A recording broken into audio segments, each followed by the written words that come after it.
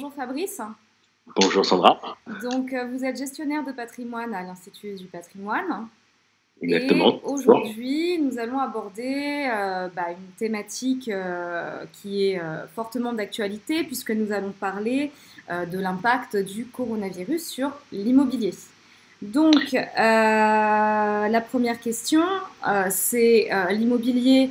Bien évidemment, il est touché par cette crise qui commence à battre son plein, j'ai envie de dire. On n'en voit que le début pour l'instant. Mais est-ce que l'immobilier reste tout de même une valeur refuge, même en ces temps de crise, justement?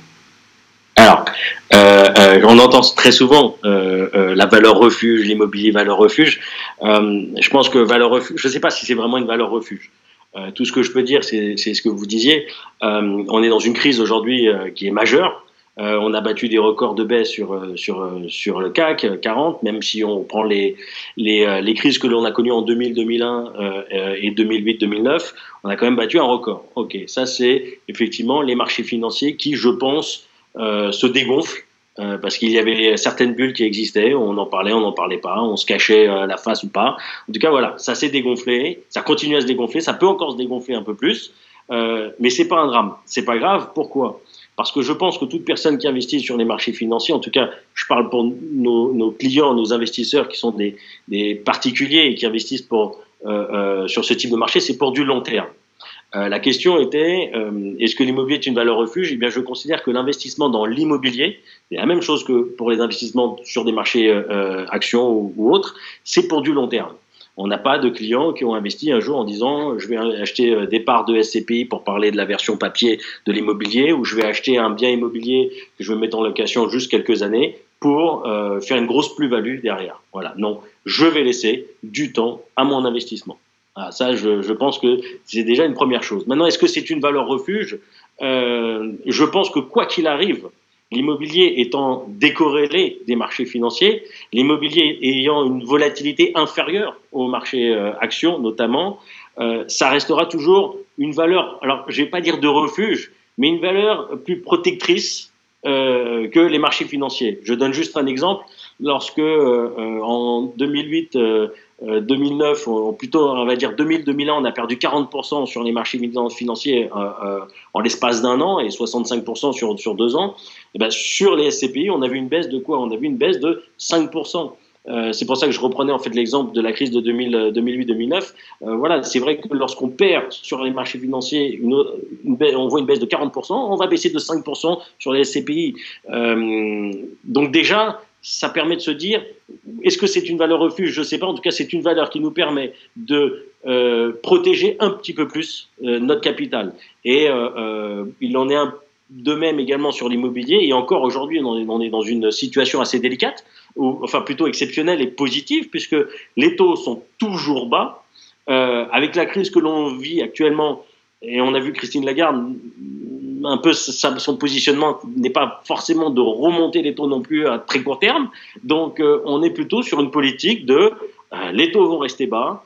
Même si les banques ont reçu quelques consignes, les investisseurs vont toujours être présents pour acheter de l'immobilier en direct, pour pouvoir mettre en location, parce que quoi qu'il arrive, il faut toujours se loger. Peu importe les conjonctures, il faudra se loger. Est-ce qu'on aura les moyens de payer les loyers, peut-être demander à Paris, je ne sais rien, mais la problématique n'est pas là, c'est il faudra toujours se loger. Donc je considère que l'investissement dans l'immobilier, en cette période malheureusement très difficile pour beaucoup et catastrophique économiquement, eh bien l'immobilier effectivement reste un investissement de choix dans ce type de conjoncture globale. Alors justement, il me semble quand même que l'octroi de prêts fonctionne un petit peu au ralenti actuellement. Les nouveaux dossiers ne sont pas forcément traités. Ceux en cours, il me semble que oui. Ça n'a pas d'impact sur eux, mais les nouveaux, en tout cas, les banques, je ne suis pas certaine qu'elles continuent donc de prendre des nouveaux dossiers. Dans ce cas de figure-là, est-ce qu'on peut finalement investir en temps de crise, ou est-ce qu'on est vraiment là limité et on doit attendre la fin de la crise pour pouvoir investir? Alors, ce que vous venez de dire est vrai. Tous les dossiers ne sont pas traités, que ce soit même des très bons dossiers ne sont pas forcément traités. Et c'est là où, pour le coup, je vais dire que être bien accompagné va permettre de pouvoir tout de même réussir à investir dans de l'immobilier en direct. J'ai depuis le début de la crise, on a beaucoup d'exemples où effectivement les banques fonctionnent au ralenti. En revanche, j'ai jamais eu de réponse aussi rapide et qui confirme les demandes de financement, surtout par la caution crédit logement. Donc, je suis assez étonné. La caution crédit logement valide très facilement et rapidement certains dossiers, donc tant mieux. Après, c'est effectivement les banques qui reprennent un peu les grandes directives du début d'année en disant attention, nous n'octroyons plus de crédit pour toute personne qui aurait plus de 33% de taux d'endettement.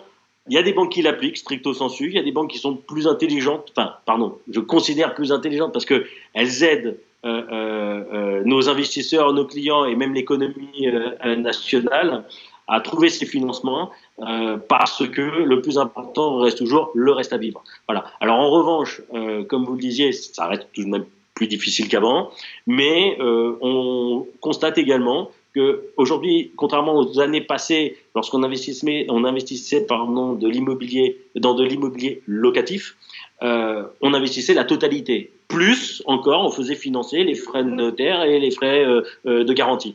Aujourd'hui, la chose qui change énormément, et c'est pas un mal, il faut rajouter un peu d'argent, il faut faire ce fameux apport que l'on fait très souvent en résidence principale, que l'on ne faisait presque jamais en résidence locative. Mais aujourd'hui, il faut apporter un peu pour que la banque prenne peut-être un peu moins de risques ou rentre surtout des liquidités aussi en compte. Donc, effectivement, c'est plus compliqué, mais bien accompagné, on y arrive toujours. Ça ne veut pas dire qu'on n'aura jamais de refus dans cette période de crise, mais en tout cas, c'est en ces périodes de crise aussi qu'il faut montrer à nos partenaires banquiers que nous sommes toujours là, à eux de nous montrer également, nous, partenaires de conseillers en gestion de patrimoine indépendant, qu'ils sont toujours là aussi pour nous. Et puis c'est bien, ça va tisser des liens encore plus forts avec beaucoup et de nouveaux liens peut-être avec d'autres, sans parler qu'il n'y aura pas de liens qui s'arrêteront parce que ça, c'est pas possible. Très bien. Et dernière question, est-ce que le marché immobilier profitera de la crise à un moment donné? Compliqué la question. Est-ce qu'elle va profiter de la crise? Je suis pas certain. Je suis pas certain qu'elle profite de la crise. Je dirais, alors c'est vraiment une opinion personnelle. Je dirais que c'est un bon. On le disait au début, c'est pas une valeur refuge, mais c'est un bon support pour investir et pour commencer à se constituer un patrimoine. La crise existe aujourd'hui. Les taux sont toujours bas, mais ils étaient déjà bas avant. L'immobilier était assez élevé avant la crise. Peut-être qu'il va baisser, et je sens encore, sûrement, légèrement, mais pas autant que ce que l'on espérerait.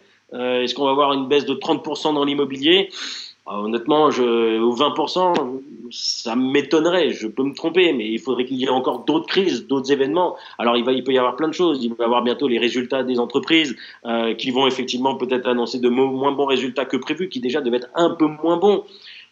Tout ça fait qu'effectivement, on peut voir une baisse de l'immobilier. Mais, encore une fois, je le répète, lorsqu'on regarde les achats qui auraient pu être faits en 2000 ou 2001 dans l'immobilier, sur 10 ans ou 15 ans, on a gagné de l'argent. Les investissements qui ont été faits en 2007 avec la crise de 2008, sur 2009, on a gagné de l'argent aujourd'hui. Donc, je considère toujours que investir aujourd'hui, bien acheter encore une fois aussi, bien investir encore une fois, fera que l'on gagnera de l'argent sur peut-être pas 10 ans, parce que de toute façon 10 ans c'est le minimum pour ma part, mais plutôt sur 15 ans. La seule chose qui peut être un peu embêtante, c'est que compte tenu de cette crise, alors on parlait des élections et les maires qui ne jouaient pas forcément tous leur rôle pour distribuer, en tout cas pour octroyer les permis de construire, aujourd'hui on est dans une situation de crise bien sûr, qui fait que beaucoup travaillent au ralenti. Donc, c'est pas forcément profitable non plus. Donc, si vous voulez, il y a plein de petits paramètres comme ça qui font qu'on pourrait se poser la question d'y aller. Mais c'est le problème de l'humain, être rationnel ou pas être rationnel. C'est effectivement dans des moments comme ceux que l'on vit aujourd'hui, si on a la capacité à pouvoir faire, il faut aller investir. Que ce soit dans l'immobilier version dure, donc aller acheter un bien immobilier, dans les versions SCPI, puisqu'on parlait au tout début des SCPI, alors même si les SCPI, je parlerai du commerce, qui risque malheureusement avec ce que le président de la République Emmanuel Macron a annoncé et le Premier ministre Édouard Philippe et Bruno Le Maire également, notre ministre des Finances, qui a précisé que des entreprises, si elles venaient à être défaillantes, pouvaient ne pas payer leur loyer. Encore une fois, on ne connaît pas les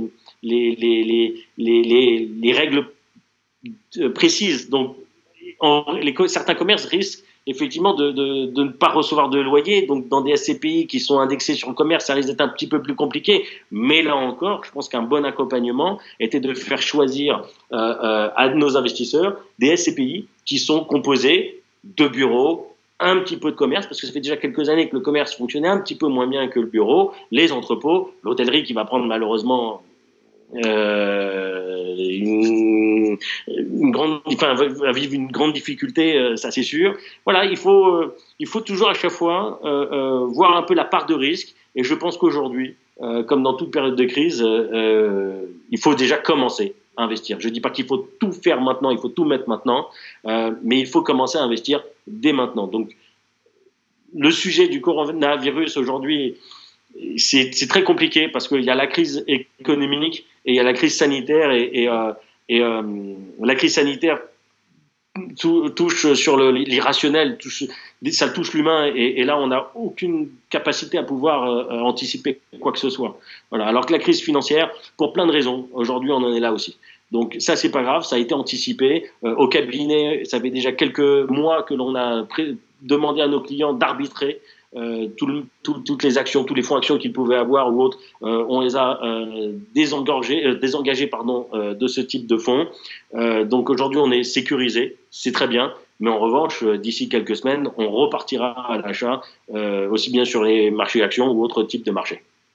Très bien. Bah, écoutez, je vous remercie beaucoup pour cet éclairage. Sandra, merci beaucoup. C'est pas évident. On est tous chez nous, mais on continuera à travailler. On a une grosse pensée pour tous nos investisseurs parce qu'on les appelle tous et on est vraiment avec eux. Moi, j'ai eu la chance ou la malchance de connaître la crise de 2000, 2001 et de 2008, 2009. Il y aura celle-là encore. On dit souvent qu'il y a des crises tous les 10 ans à peu près. Bah voilà. Donc, on est à côté d'eux et on sera toujours là pour eux. Très bien, bah merci beaucoup. Puis bah, très bientôt alors pour élucider. Merci beaucoup Sandra et faites attention surtout. Merci vous aussi. Au revoir. Merci, au revoir.